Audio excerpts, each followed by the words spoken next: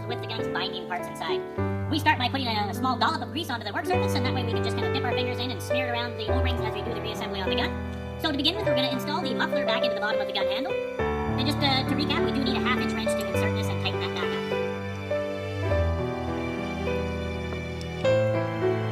The gun body is aluminum, so we want to make sure that we don't over-tighten in your piston back into the gun body. The trigger piston does have to go into the gun body in one orientation. There is a kind of a cupped end at the one end. That needs to be facing the back of the gun itself. We just use a little tool to give that a push and make sure that it's fully seated into the gun body.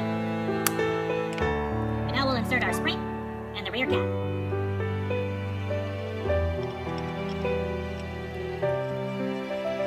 And again, tightening the rear cap does require a 1-inch wrench, and also be cautious not to over-tighten this fitting. Now we're going to insert the air piston into the back of the gun body, and again we're going to apply some grease to the O-rings just to make sure that this is going to slide freely within the gun body. The air piston itself has 2 flat sides, and they made up with the flat sides that are located on the gun handle, so make sure that these do line up as you're inserting the piston into the gun body. Give it a good push just to make sure that it is fully seated. So now we're going to insert the mixing chamber into the gun body. The mixing chamber does have labeling on the top of the chamber itself that shows you the A and the B sides, and you want to make sure that you do insert it correctly so that it is going to line up the A side to the A side and the B side to the B side. And we will apply a liberal coat of grease onto the mixing chamber again to make sure that this is going to slide freely within the gun body. And again, now you can see that the writing is facing upwards on the gun handle.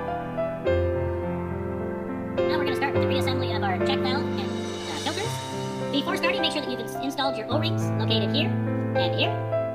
And then we'll start by dropping our check ball into the housing. We'll insert the spring on top of the check ball. And then we'll insert the screw into the housing.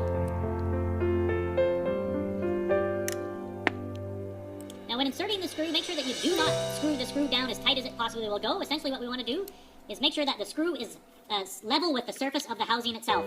If you screw the screw down too deep, you can actually restrict the flow of the material through the gun, which can cause pressure imbalance issues on the machine. Now we'll insert our filter screen over top of the housing. And now our check ball and filter screen is ready for insertion into the main gun fluid section. We want to apply a liberal coat of grease again to the O-rings before inserting it into the gun body so that it again will be easy to remove when it comes time to do your next cleaning on the gun. And make sure that you insert the A side into the A side and the B side into the B side. And now we'll insert our A side check ball.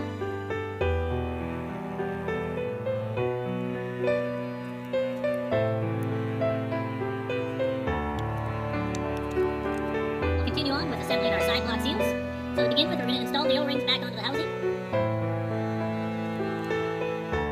Then we'll insert our spring into the main housing body. Push the side block seal into the housing itself.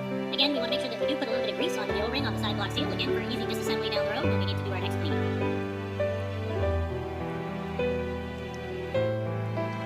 Now we're going to put our side block seal into the main gun body.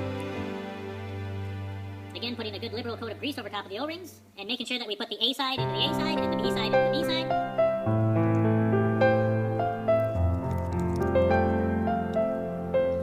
Seat these completely, as we need to have space to have the mixing chamber slide in between them prior to assembly. Now we'll insert the B side or the A side.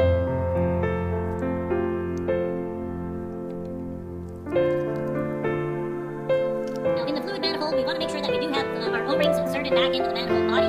They are again located here, here, and we also need to reinsert our air knife fitting as well.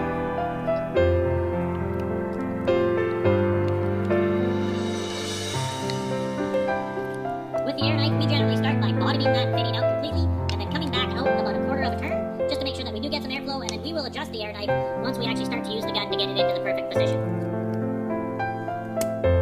Now we're going to take the main fluid section, and we're going to slide it onto the gun body, over top of our already installed mixing chamber.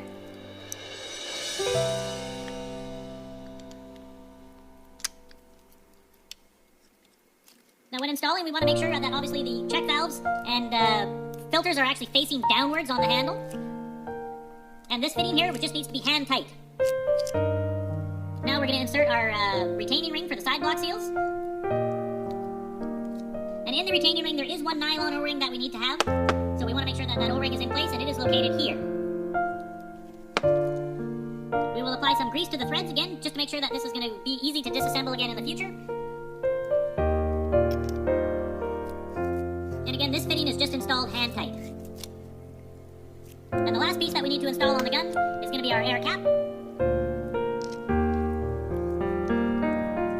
And again, this fitting is just installed hand tight. Now that we've got our gun completely assembled, oh my God!